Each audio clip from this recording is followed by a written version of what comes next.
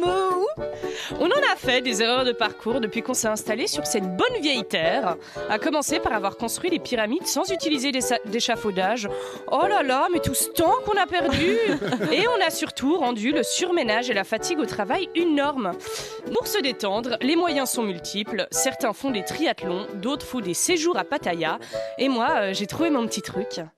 Je fais des puzzles. Non. Ça m'est tombé dessus d'un coup, Franck. J'étais juste fatiguée, j'avais besoin de souffler un petit coup. J'ai trouvé une boîte, une simple boîte. Je l'ai ouverte et là, tout est allé très vite.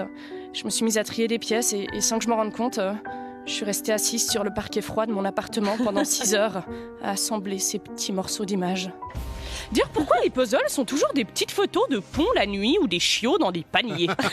Et pourquoi est-ce qu'on s'inflige de passer 40 heures à plisser les yeux devant des petites pièces, à se faire un torticolis en ayant envie de s'immoler.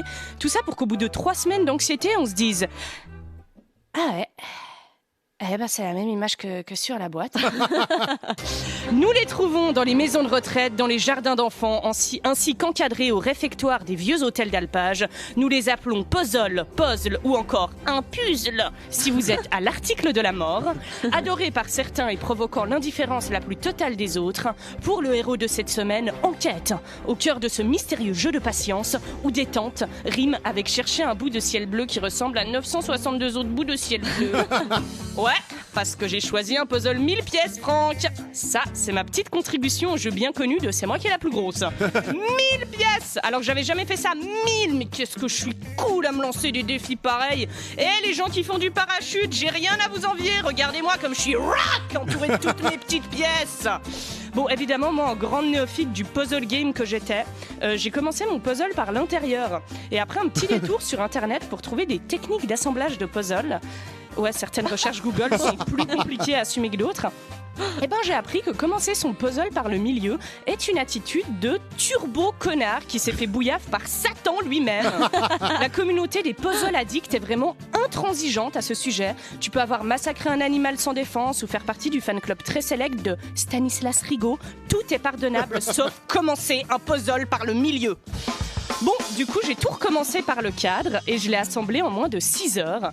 Et non, Franck, si tu te demandais, je ne regrette pas la pose de mes implants Neuralink. Ensuite, j'ai appris qu'il faut trier les pièces de même couleur ou au même motif dans des petits bacs. Un jeu alliant donc patience et organisation. Un jeu alliant patience et organisation. C'est une déclaration d'impôt, ce n'est pas un jeu. Moi, chaque année, j'essaye d'obtenir un subside à mon assurance. Je croyais qu'en termes de casse-tête, j'avais tout vécu, mais non. Il semblerait que j'aime particulièrement me faire souffrir mentalement pendant mon temps libre. J'aime prendre des heures et des heures et des heures à créer un truc pour le casser tout de suite après. Oui, j'aime me sentir comme la crédibilité journalistique de Jean-Marc Morandini. Je suis une puzzleuse.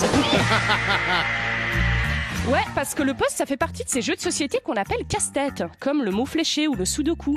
À la seule différence que c'est très mal vu de jouer au puzzle dans un transport en commun. Moi là, j'ai tenté la semaine dernière de commencer mon 2000 pièces dans l'interrégio Genève-Lausanne de 17h43 et je sais pas, trop chiant, les gens arrêtaient pas de m'insulter. Audacieux d'ailleurs, me diriez-vous, quand on habite dans un 30 mètres carrés, de sacrifier plus de 7 mètres carrés au sol de mon studio pour y entreposer des morceaux d'images éparses. C'est à quoi je vous dirais, oui, mais attendez de voir à quel point il est joli, ce pont la nuit. Enfin bref, Franck, ça fait plus d'1 semaine que j'ai rejoint la commu des puzzle addicts et je commence à voir un petit peu les effets secondaires. J'ai désormais envie de m'acheter une scie sauteuse pour pouvoir tout découper et ensuite tout reconstituer. Donnez-moi une table en bois, une voiture, la mairie de Versoix, n'importe quoi que je pourrais pour pouvoir ressentir ce frisson de satisfaction immédiat lorsque 2 pièces s'emboîtent parfaitement. Ouais, je me suis vite laissée emporter par toutes ces émotions. Je vois désormais dans mon puzzle bien plus qu'un refuge, une raison de vivre. Alors je dors désormais mes 8 heures et je mange mes 3 repas par jour pour garder mes idées claires lorsque je reviendrai à toi, mon puzzle. Et en fait, c'est vrai que dormir 8 heures et manger 3 repas par jour, ça aide pas mal contre le surménage.